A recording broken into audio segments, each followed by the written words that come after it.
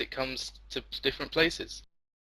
So this circus is coming, and he knows it's coming, so he saves up every penny that he gets his hands on, and he eventually, after weeks, he ends up having enough money to buy a ticket to this circus. Did And he steal the money? he no, he worked for it, or he did whatever he does to get money. But instead of spending it on food or whatever, he bought the ticket. So that, So he yeah. starved himself to go to the circus. Yeah, he loved clowns that much, so that's how he had to do it. So, Oh, you said Bit like clowns. I thought Charlie you and said Chocolate clouds. Factory. no, clowns, you know, Without the they have chocolate. like, they have red noses and they tell jokes and do stuff. Right. So, That makes slightly more sense. okay.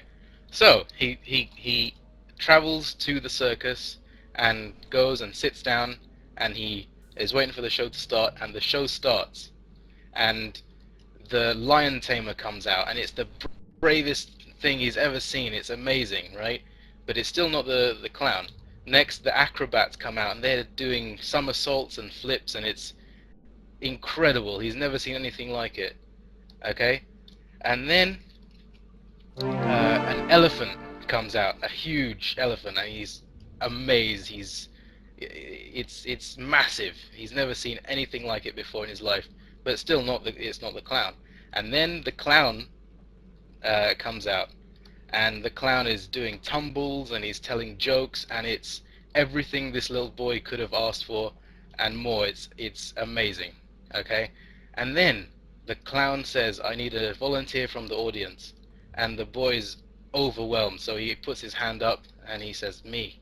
And the clown picks him, and he steps forward, and the clown has a microphone, and he says to the boy, Welcome to our market, are potential you a customer. horse's Thank you for your hooves? patronage. And the boy says, what? No. He goes, are you a horse's mane? He goes, no. He goes, then you must be a horse's ass. And the whole crowd just laughs, and the boy is humiliated. And after he came worked so hard to get to see this clown that he loved, that he wanted to see, and now he's humiliated by the clown.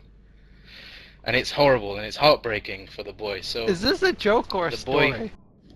it's kind of both, really. The punchline is at the end, as a joke would go.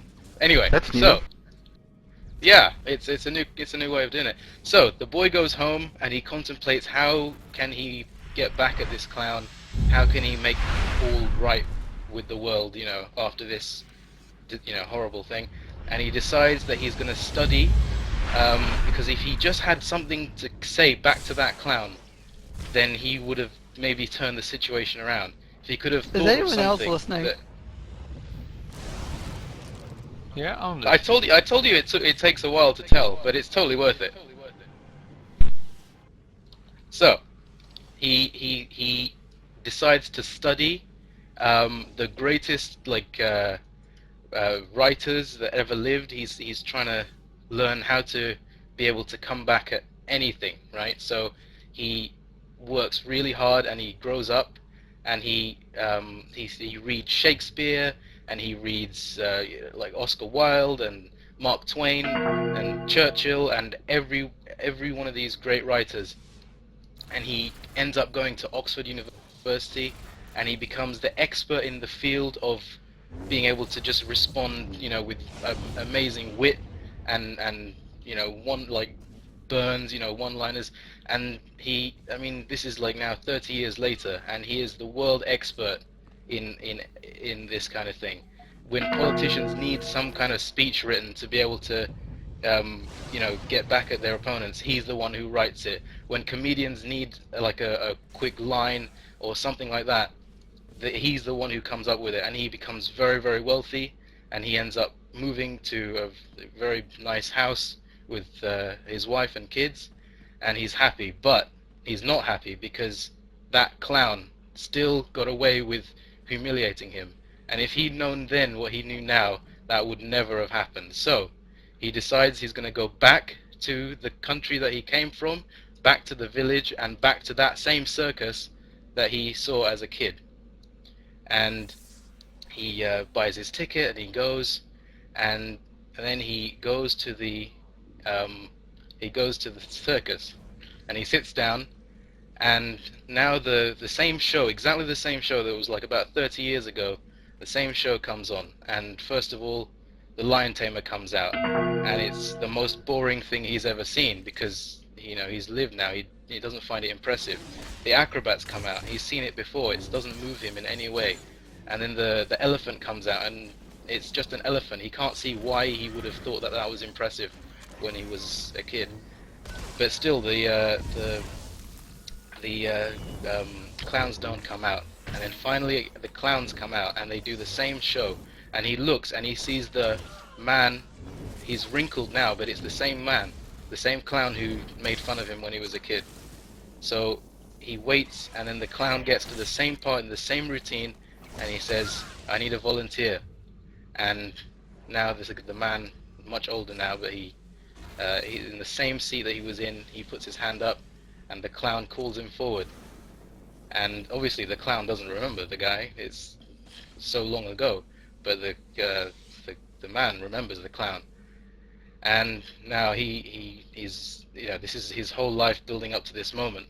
And the clown gets the microphone and says, "You, sir, are you a horse's hooves?" And the man says, "No." And then he goes, "Are you a horse's mane?" He goes, "No." And he goes, "Well then, you must be a horse's ass." And the whole crowd laughs, and it's the exact same thing as when he was a kid, bringing back all those memories. And then the guy takes the microphone, and the spotlight is on him, and he's been waiting for this his whole life. He looks the clown dead in the eye, and the clown's like, what's he gonna say?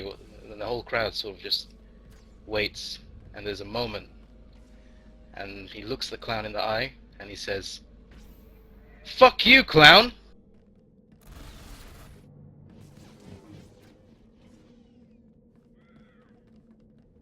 Is it over? I like the dogs. Well done.